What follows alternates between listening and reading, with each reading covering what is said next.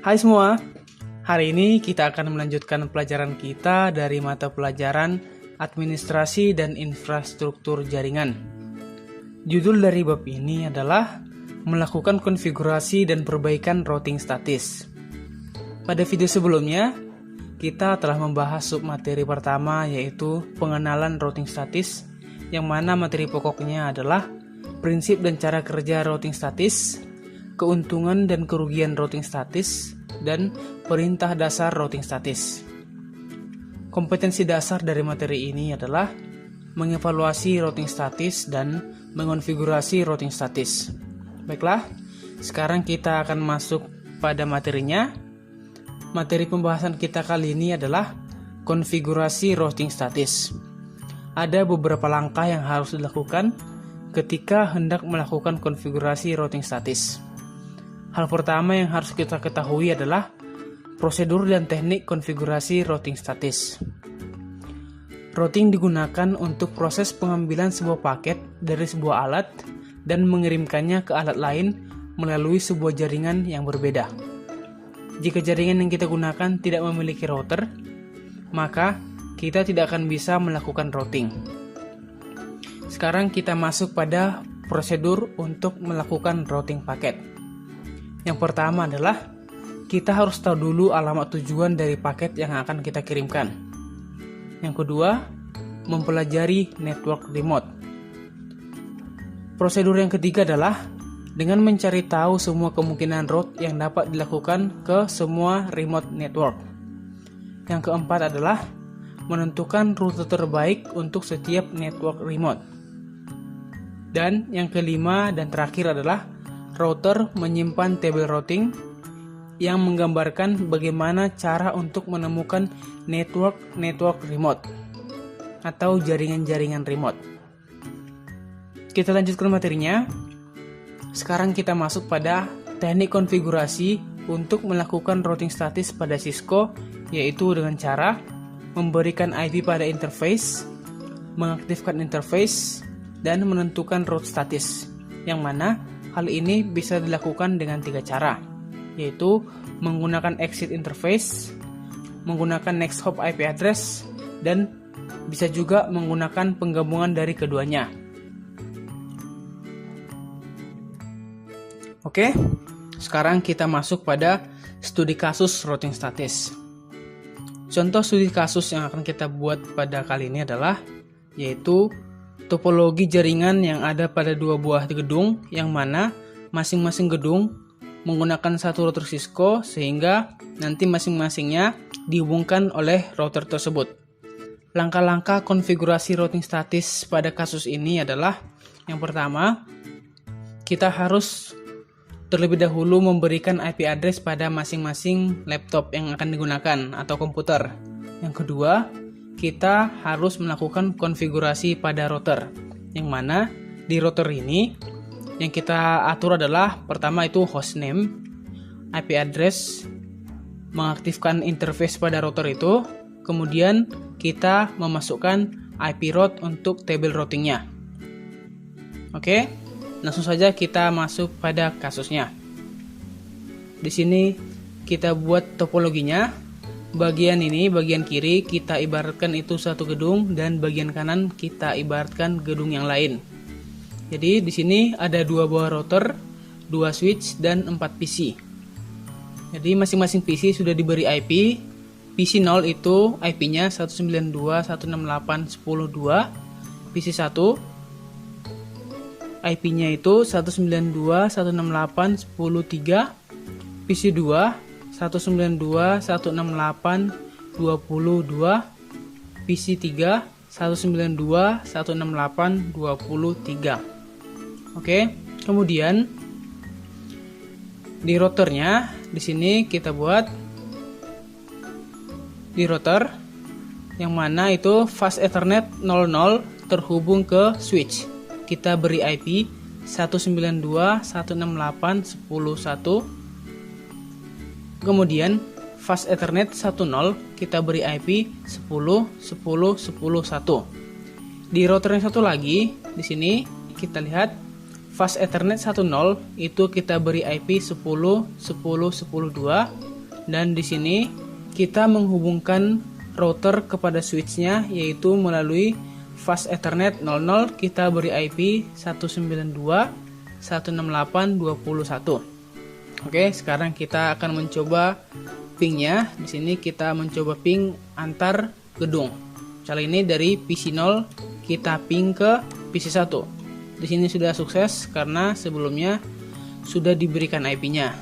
Untuk memberikan IP-nya kita double klik, lalu kita pilih dia bagian IP configuration.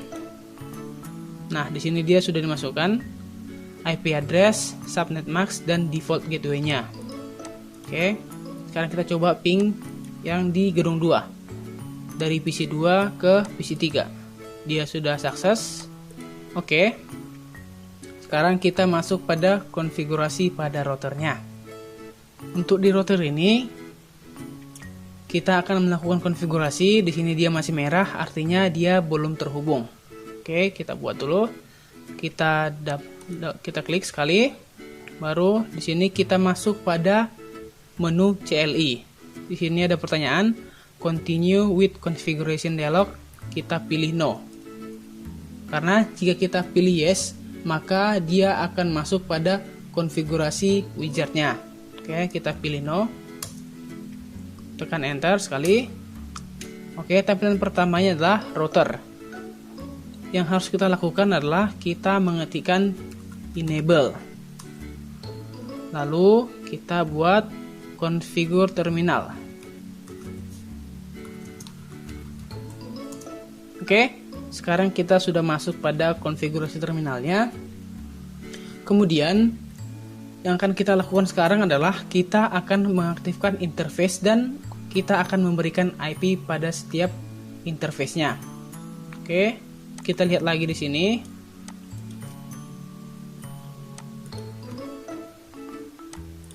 Oke,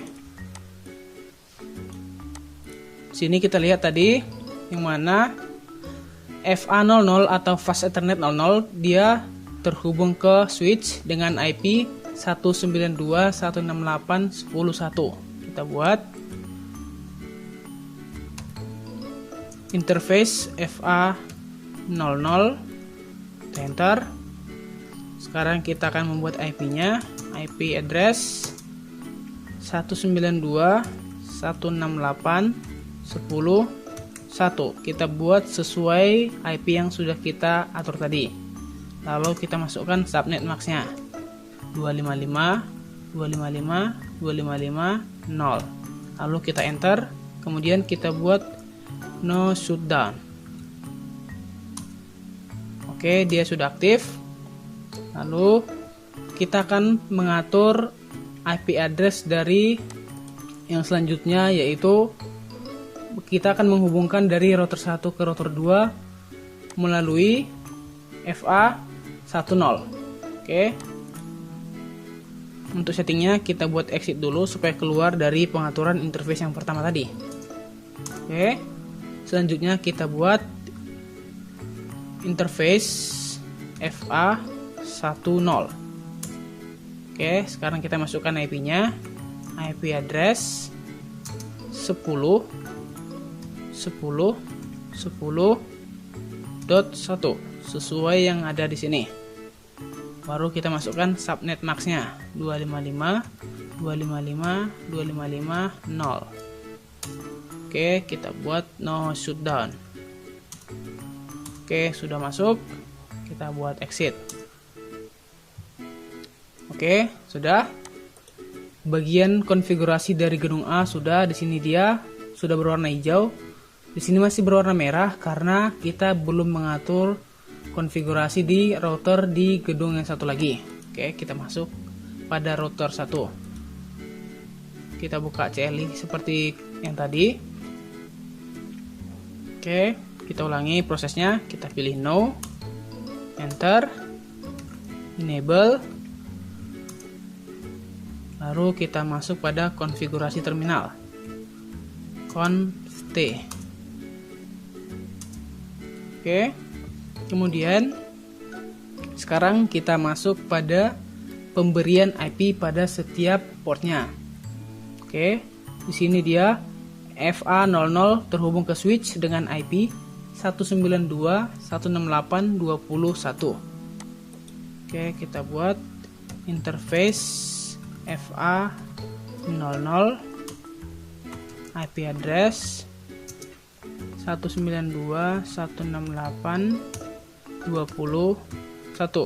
Masukkan subnet max-nya 255.255.255.0. Kita enter, buat no shutdown. Oke, exit. Oke, dia sudah berwarna hijau. Sekarang kita lanjut pada bagian ini, dimana dia terhubung pada FA10. Kita buat interface FA10 IP address 10.10.10.2. Masukkan subnet max-nya 255.255.255.0. No shutdown. Oke, semua konfigurasi sudah selesai. Sekarang kita akan mencoba menghubungkannya. Oke, kita coba ping dari PC0 ke PC1. Dia sudah berhasil. Kemudian kita buat dari PC0 ke router. Dia sudah berhasil. Kemudian kita buat dari PC0 ke PC2. Dia komunikasi antar gedung. Dia masih gagal. Coba sekali lagi di sini. Masih gagal. Kenapa gagal? Karena kita belum membuat konfigurasi routing statisnya atau IP route, yang mana itu adalah jalur yang menghubungkan dari gedung A ke gedung B. Oke, sekarang kita akan mengatur IP route-nya. Oke, kita klik. Kita akan mengatur pertama dari gedung 1. Oke, kita buka sini. Kita exit dulu. Oke, di sini kita akan membuat IP route. Untuk IP route sendiri, kita harus menentukan alamat tujuan dan dia lewat dari mana. Misalnya seperti ini. Kita akan mengirim data dari PC0 ke PC2. Artinya, kita harus tahu dulu di mana alamat tujuan dari PC2 ini. Alamat tujuannya adalah di sini. 192.168.20.1 dan kita mengirimkannya dari router ini ke gedung B, yaitu melalui IP 10.10.10.2. Oke. Jadi caranya adalah kita tentukan dulu alamat tujuannya, yaitu 192.168.20.0. Oke, di sini kita buat 0 supaya dia nanti bisa terhubung. Kemudian kita buat subnet max-nya 255.255.255.0. Kemudian kita masukkan IP melalui. Kemudian sekarang kita masukkan dia melalui IP yang mana. Jadi di sini dia terhubung dari router 1 ke router 2 ini terhubung melalui IP yang ini. Kita masukkan 10.10.10.2. Oke, kita enter. Oke, sudah. Lalu sebaliknya, ketika kita akan mengirimkan data dari gedung B ke gedung A, kita harus juga melakukan konfigurasi routernya. Oke, kita melakukan hal yang sama. Kita exit dulu. Kita buat IP route. Jadi di sini tujuannya adalah 192.168.10.1. Jadi kita buat di sini 192.168.10.0. Oke, kita buat subnet max-nya 255.255.255.0. Kemudian kita masukkan melalui IP yang mana, yaitu 10.10.10.1. 10.10.10.1. Oke, kita enter. Oke, itulah untuk konfigurasinya. Sekarang kita akan mencoba untuk menghubungkannya. Kita pilih, kita coba ping dari PC2 ke routernya. Sudah berhasil. Kemudian kita coba ping dari PC2 ke PC0. Oke, dia sudah berhasil. Oke, kita coba ping dari PC2 ke PC1. Oke, dia sudah berhasil. Itulah materi untuk konfigurasi routing statis. Sejauh ini bisa dipahami ya. Kita lanjutkan materinya. Sekarang kita masuk pada submateri selanjutnya, yaitu perbaikan permasalahan routing statis.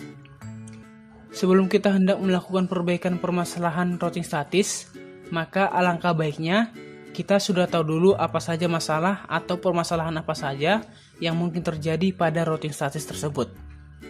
Ada beberapa permasalahan routing statis, yaitu yang pertama adalah membutuhkan administrator dan operator yang paham jaringan. Kelemahan dari routing statis terletak pada sumber daya manusia atau SDM-nya, yaitu seseorang yang mengoperasikan router. Karena ketika kita menggunakan routing statis, maka setiap administrator dan operator haruslah paham betul mengenai prinsip routing dan proses manajemen pada table routing. Tujuannya adalah agar proses routing itu dapat berjalan dengan lancar dan tidak terjadi kesalahan pada rute pengiriman paket informasi. Yang kedua, sulit diterapkan pada jaringan dengan skala besar.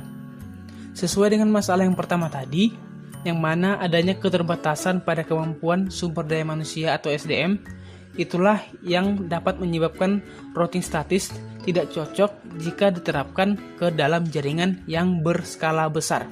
Karena jika jaringan yang digunakan adalah jaringan yang berskala besar, maka seorang administrator akan sangat kerepotan dan kesusahan dalam membuat routing tabelnya, sehingga hal ini sangat tidak efektif untuk digunakan.